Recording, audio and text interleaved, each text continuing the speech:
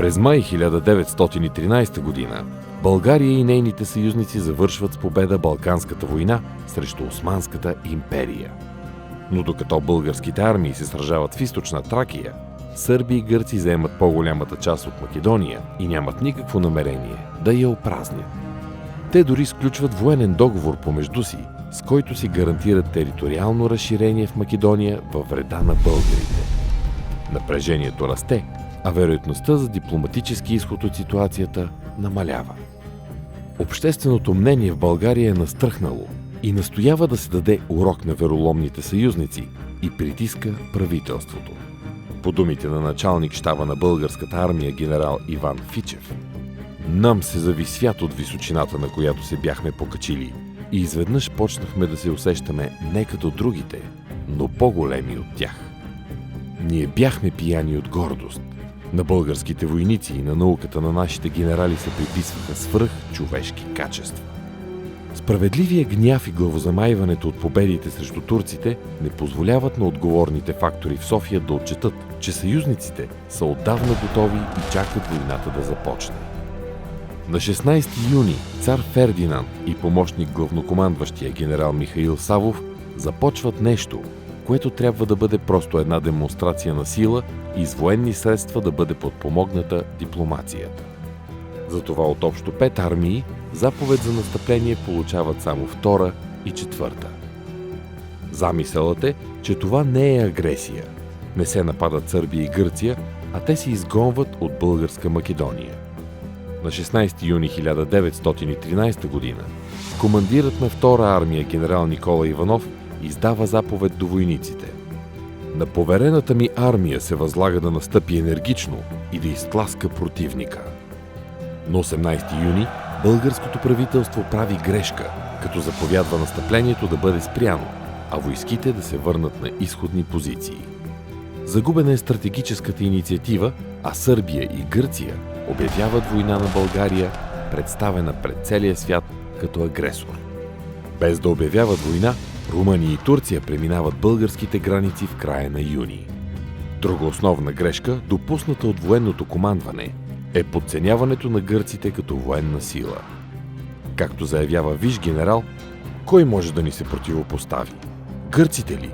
Само една българска дивизия ще бъде достатъчна да се стигне до Атина."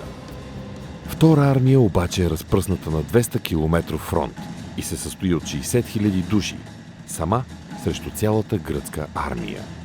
Преимуществото на противника в хора и артилерия е огромно. Вече не става и дума за българско настъпление. Изтощена, изоставайки част от имуществото си, 2 армия отстъпва на север. Докато противникът сменя уморените си части със свежи, генерал Никола Иванов просто няма откъде да вземе такива. Той иска от София подкрепления, но те отиват при 4-та армия, която е в критична ситуация срещу сърби и черногорци.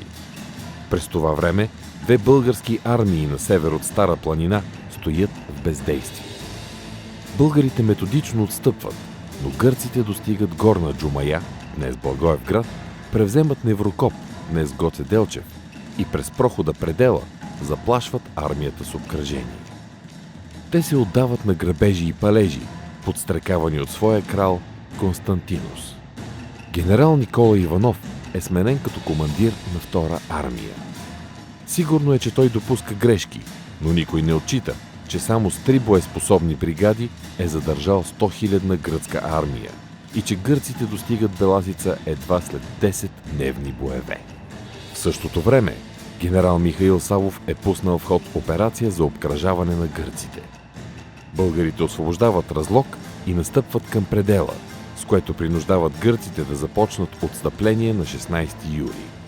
Части от 4-та армия, отблъснала сърби и черногорци, се спускат към Кресненското дефиле да пресекат пътя на гърците за отстъпление. На 17 юли започва работа и мирна конференция в Букурещ, а бойните действия продължават.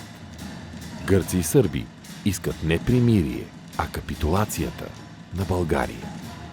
Сърбите дори заявяват, че българите трябва да приемат без разискване условията, които ще се предложат.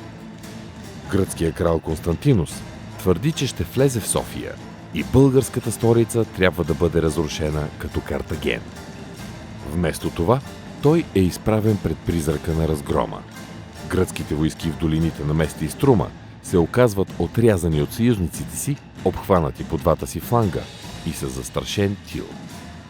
Въпрос на време е гръцките дивизии при Горна Джумая да се окажат в чувал, след като българите затворят Кресненското дефиле.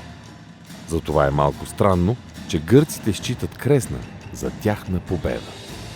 Вечерта на 17 юли крал Константинос вече отчаяно иска примирие и то е сключено на следващия ден. Това спира българското настъпление преди обръчът да се затвори и спасява гръцката армия от разгром. Подвигът при Кресна обаче не може да предотврати първата национална катастрофа. Генерал Иван Фичев прави горчиво заключение. Катастрофата дойде, когато народът вярваше в триумфа. Велика България живя само няколко месеца. Трябва да признаем, че ние с лепешката сами се хвърлихме в пропастта. Българските войски не успяват да спечелят междусъюзническата война, но не са и победени. Не случайно Симеон Радев твърди, че подвигът през 1913 година е по-величав от този на Шипка. Защото българските войници през междусъюзническата война нямат Русия зад гърба си, няма откъде да им дойде помощ. Тези от Южна и Северна България знаят, че по родните им места нахлуват турци и румънци, но продължават да се сражават. Войниците, пролели кръвта си отбранявайки родината, са достойни за възхищение и признателност, дори и политиците да са изтрили делото им само с един замах.